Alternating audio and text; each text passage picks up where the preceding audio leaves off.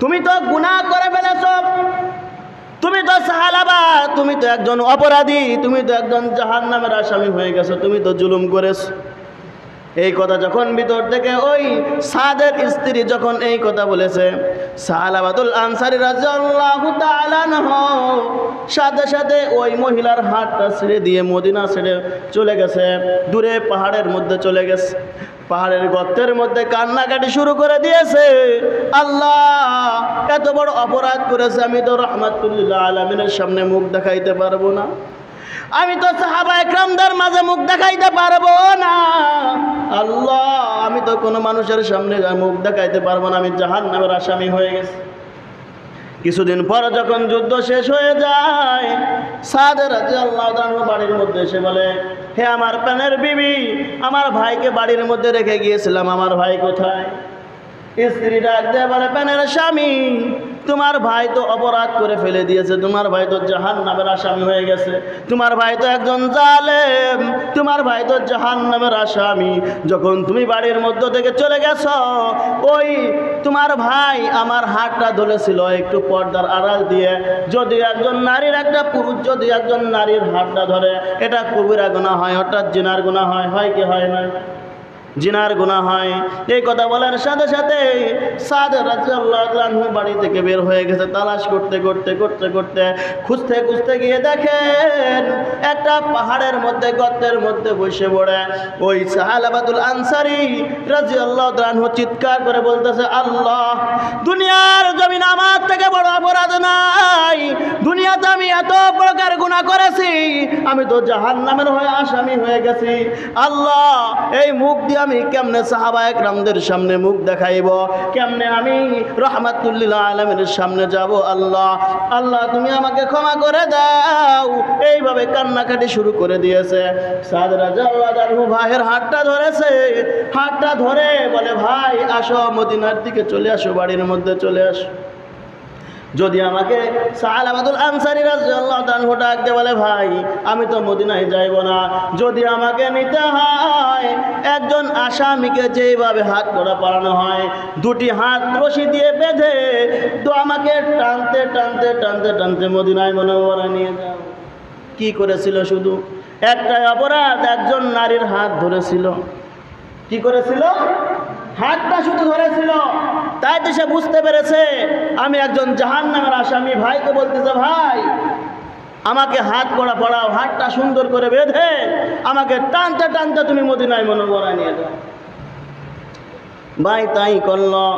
ভাই যখন হাতটা বেঁধে সুন্দর করে তাকে টানতে টানতে মাটির মধ্য দিয়ে নিয়ে যাচ্ছে, যখন মদিনার মধ্যে ঢুকেছে, সাহালাবাতুল আনসারী রাদিয়াল্লাহু তাআলা আনহু ভাইকে বলতেছে, ভাই এই চেহারা নিয়ে আমি রাহমাতুল লিল আলামিনের সামনে নেব না, যাব না, আমি চেহারাটা নিয়ে রাহমাতুল লিল আলামিনের সামনে যাব না। ভাই আমাকে সর্বপ্রথম হযরত আবু বকরের কাছে নিয়ে যাও, দেখি সে আমাকে একটু আল্লাহর কাছ থেকে এই জাহান্নামের আগুন থেকে মুক্তি পাওয়ার কোনো ফয়সালা দেখাইতে পারে কিনা।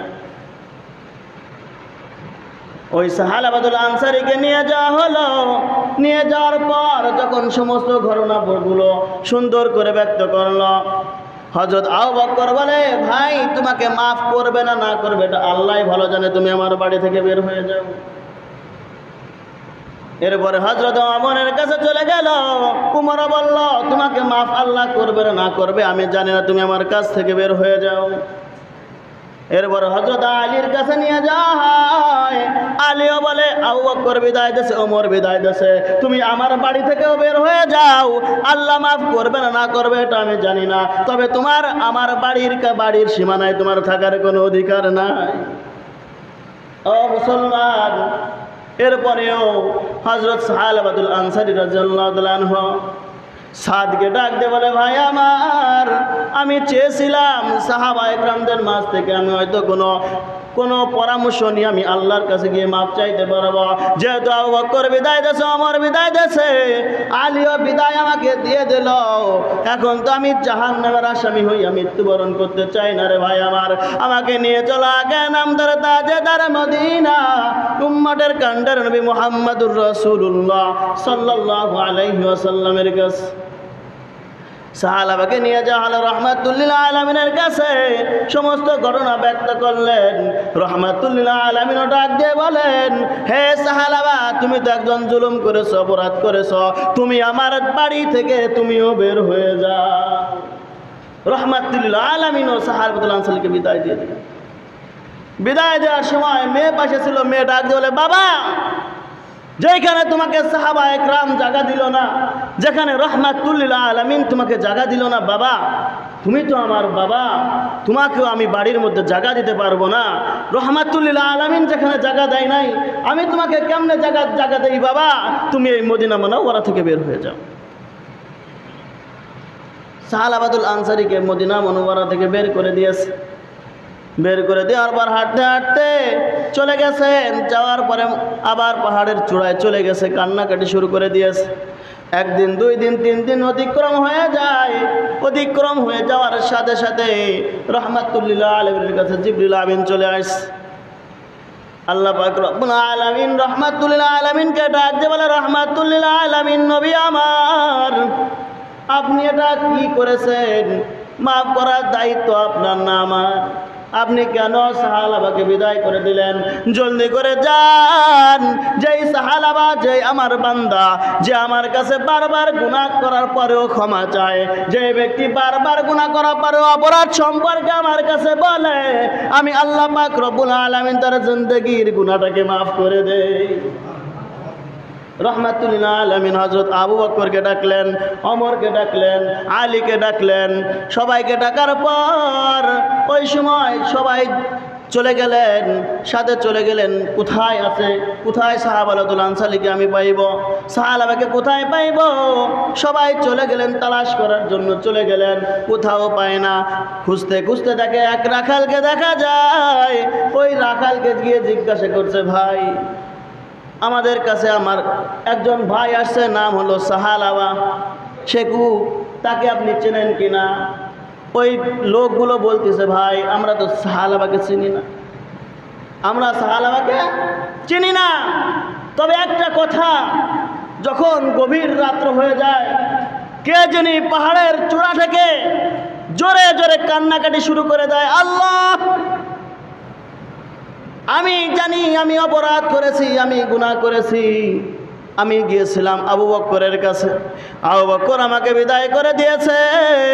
ওমরের কাছে গিয়েছিলাম, ওমরও আমাকে বিদায় করে দিয়েছে। আলীও আমাকে বিদায় করে দিয়েছে। আবু বকর, ওমর, হযরত আলীর সাথে তখনও একজন লোক ছিল। সবাই যখন একত্রিত হলেন, একত্রিত হওয়ার পর তার কথাগুলি শুনতেছেন, ওই রাখালের কথাগুলি শুনতেছেন। ওই রাখাল ডাকতে বলে, ভাই আমার, যখন রাত্র হয়ে যায় তখন সে চিৎকার করে কান্না শুরু করে। তার কান্নার কারণে আমাদের পশুগুলো ঘুমাইতে পারে না, বাড়ির মানুষগুলো ঠিকমতো ঘুমাইতে পারে না, আমরাও ঠিকমতো ঘুমাইতে পারি না। সে ডাকতে বলতে থাকে, আল্লাহ, আপনি একটু মদিনার দিকে তাকাইয়া দেখেন, সমস্ত মানুষ কি সুন্দর ঘুমাচ্ছে। সমস্ত মানুষ, মার কোলে সন্তান ঘুমায়, বাবা সন্তানকে নিয়ে ঘুমায়, পশু পাখি সব ঘুমিয়ে পড়েছে। আল্লাহ, আমি তো অপরাধী, আমি জাহান্নামের আসামি। আল্লাহ, আমি জানি তুমি ছাড়া মাফ করার মতো কেউ নাই। রহমাতুল্লিল আলামিনের কাছে গিয়েছি, রহমাতুল্লিল আলামিন আমাকে বিদায় করে দিয়েছে। আবু বকর, ওমর, আলীর কাছে গিয়েছি, তারাও আমাকে বিদায় করে দিয়েছে। আল্লাহ, আমি জানি তুমি ছাড়া আমাকে মাফ করার মতো কেউ নাই, মাফ করার মতো আর কেউ আসেনি। আল্লাহ ছাড়া কেউ কি মাফ করবেনি? কোথাও গেলে মাফ পাওয়া যাইবেনি। তবে হয়তো আল্লাহ পাক রব্বুল আলামিন হয়তো পদ্ধতি শিখাই দিয়েছে কিভাবে তোমরা মাফ চাইবা। সাহাবাতুল আনসারী যখন কান্নাকাটি করে, মধ্যে ওমর রাদিয়াল্লাহু তাআলা আনহু পিছন দিয়ে গিয়া সাহাবাতুল আনসারীর হাতটা ধরেছে। হাতটা ধরার সাথে সাথে সাহাবা ডাকতে বলে, ভাই আমার, অন্ধকারের মধ্যে তো আপনার চেহারাগুলি দেখা যায় না ভাই, আমি তো অপরাধ করে ফেলেছি, আমার কাছে মনে হচ্ছে আপনি ওমর। বলে, হ্যাঁ ভাই, আমি ওমর, এখানে কি করতে আসছেন? ওমর রাদিয়াল্লাহু আনহু বলেন, ভাই আমার, গুনাহ হয়তো করে ফেলেছেন, ভুল করেছেন, তবে আপনার জন্য আল্লাহ পাক রব্বুল আলামিন রহমাতুল্লিল আলামিনের কাছে ওহী পাঠাইছে। কি পাঠাইছেন? ওহী পাঠাইছেন, ক্ষমার ঘোষণা দিয়েছেন। ভাই চলেন। যখন রাত্র গভীর হয়ে যায়, আবু বকর, ওমর, সালমান ফার্সির সাথে ছিলেন। চারজন সাহাবী যখন রাহমাতুল্লিল আলামিনের কাছে ওই সাহাবাকে নিয়ে আসেন, আস্তে আস্তে ফজরের সময় ঘনিয়ে গেছে। রাহমাতুল্লিল আলামিন নামাজের মধ্যে শুরু করে দিয়েছেন, আলহাকুমুত তাকাসুর হাত্তা যুরতুমুল মাকাবির। যখন আলহাকুমুত তাকাসুর বলেছেন, ওই সাহাবা এমন একটা বিকট জোরে আওয়াজ করেছেন, চিৎকার করেছেন, চিৎকারের কারণে মসজিদের নববী পর্যন্ত কম্পন শুরু হয়ে গেছে। যখন হাত্তা যুরতুমুল মাকাবির বলেছে, আবার চিৎকার মেরেছে, চিৎকার মেরে জমিনের মধ্যে সাহাবা লুটিয়ে পড়েছে। রাহমাতুল্লিল আলামিন নামাজ শেষ করেছেন। নামাজ শেষ করার পর সালমান ফার্সিকে ডাক দিয়ে বলে, ভাই যাও একটু সাহাবার মাথার উপরে একটু পানি দাও। সালমান ফার্সি রাহমাতুল্লিল আলামিনের কথা শুনে চলে এসেছেন সাহাবার কাছে। সুন্দর করে দেখে তাকাইয়া দেখে, মাথায় হাতটা দিয়ে দেখেন সাহাবা দুনিয়ার জমিন থেকে চিরবিদায় হয়ে চলে গেছে, দুনিয়া থেকে বিদায় হয়ে চলে গেছে। আবু বকর, ওমর, আলী সাহাবাতুল আনসারীকে বলল, তোমরা সুন্দর করে গোসল করাও সাহাবাকে, আমি নিজে কবরস্থ করব। রাহমাতুল্লিল আলামিন জানাজার নামাজ পড়াইলেন। জানাজা পড়াইয়া যখন কবরের দিকে যাবেন, দেখেন রাহমাতুল্লিল আলামিন হাঁটার সময় পায়ের বুড়ি আঙ্গুলের নখের উপর ভর দিয়ে হাঁটতেছে। যখন দাফন কাফন শেষ হয়ে গেছে, সাহাবা একরামগণ রাহমাতুল্লিল আলামিনকে জিজ্ঞাসা করলেন, ইয়া রাসূলুল্লাহ, ইয়া হাবিবাল্লাহ, নবী আমার, সাহাবা এত বড় কার গুনাহ করলো, এরপরও ক্ষমার ঘোষণা আসলো, ঠিক মানলাম, তবে যখন জানাজার নামাজ পড়াইলেন, জানাজার নামাজ পড়ায় যখন আপনি কবরস্থ করার জন্য যান, তখন আবার আপনি কেন বুড়ি আঙ্গুলের উপর ভর দিয়ে আপনি যাচ্ছেন কবরের দিকে? রাহমাতুল্লিল আলামিন ডাক দিয়ে বলে, হে সাহাবা একরাম, আমি যা দেখি তোমরা তো তা দেখো না। বলে, কি হয়েছে রাহমাতুল্লিল আলামিন সাহাবা একরামদেরকে ডাক দিয়ে বলেন, হে সাহাবা একরাম, সাহাবা দুনিয়ার জমিন থেকে যখন বিদায় হয়ে চলে গেছে, তার জানাজার নামাজে তাকে কাফন দাফন দেওয়ার জন্য আসমান থেকে রহমতের ফেরেশতাগুলি অবতরণ করেছে। কি করেছে?